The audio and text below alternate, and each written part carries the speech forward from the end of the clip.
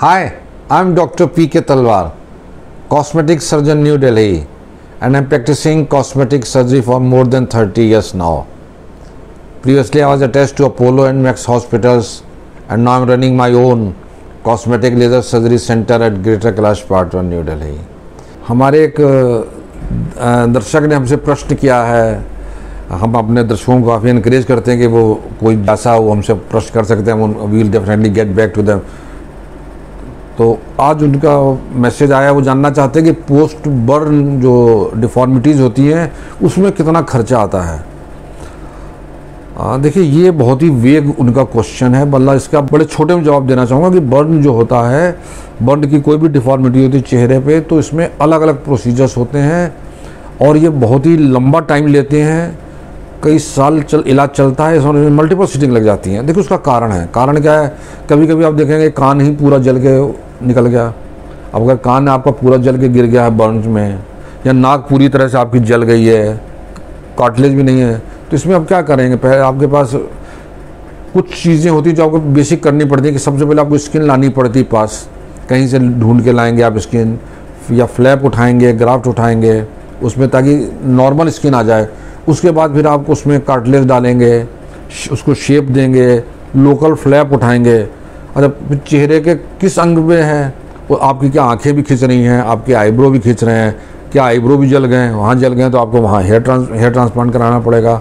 Eyes खींच रही हैं, ये खींच रहे हैं, तो यहाँ पे भी रिलीज़ कराएंगे, एक्सरसाइज कराएंगे और उनमें फिर नए ग्राफ्ट लगाने पड़ेंगे। फुल थिकनेस ग्राफ्ट है या स्प्लिट थिकनेस ग्राफ्ट है। हो सकता है कि चेहरे के जो गर्दन है ये भी आपकी कॉन्ट्रैक्ट हो गई हो, लिप्स को भी खिंचा हुआ था। तो बहुत ही जो बर्न के केसेस होते हैं इनमें कई तरह की डिफॉर्मिटीज़ हो जाती हैं और इनमें वो रिजल्ट नहीं आता कि जो ईश्वर ने दिया है। कल को हम ये कहें जो ईश्वर ने चेहरा दिया वो कभी नहीं आता है, क्योंकि हम जो भी चीज़ बोरो करते हैं स्किन, वो बिल्कुल नेचुरल नहीं होती है जैसे कि हमें ईश्वर ने दी थी। अगर आप मेरा चेहरा भी देखेंगे और हाथ देखेंगे तो देखिए स्किन के कलर में ही फ़र्क है। तो जब हमारी बॉडी के में इतना फ़र्क आ जाता है तो उसमें भी स्किन को आप छील रहे हैं, दूसरे एरिया से ट्रांसफ़र कर रहे हैं, बर्न हो गई है, तो उसमें वो रिज़ल्ट नहीं आता है जो आप लोग शायद देख रहे हैं या आपको लगता है कि प्लास्टिक सर्जरी से वो ठीक हो जाएगा। तो बर्न के केसेस में मल्टीपल डिफॉर्मिटीज़ हैं।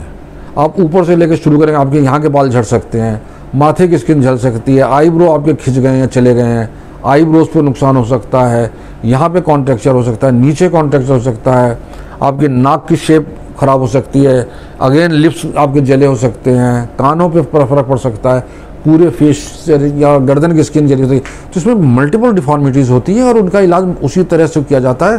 तो इसमें कई सारी सर्जरीज होती है, कई बार 10, 15, 20, 30, 40 सर्जरीज की भी ज़रूरत पड़ सकती है। तो एक बहुत ही लंबा और बहुत महंगा इलाज होता है।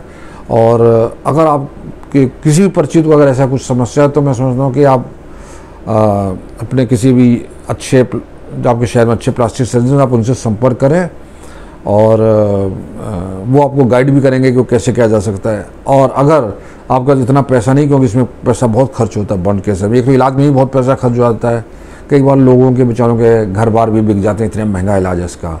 और उसके बाद फिर रिकन्स्ट्रक्शन में भी टाइम लगता है। तो मेरी राय ये रहेगी कि अगर ऐसा कि कोई है परिचित तो आप किसी सरकारी अस्पताल में उसको आप कोशिश कर सकते हैं, शायद वहाँ आपका इलाज फ्री भी हो जाए, अच्छा हो जाए। किसी अच्छे मेडिकल कॉलेज में जहाँ डिपार्टमेंट हो प्लास्टिक सर्जरी का, वहाँ आप जा सकते हैं।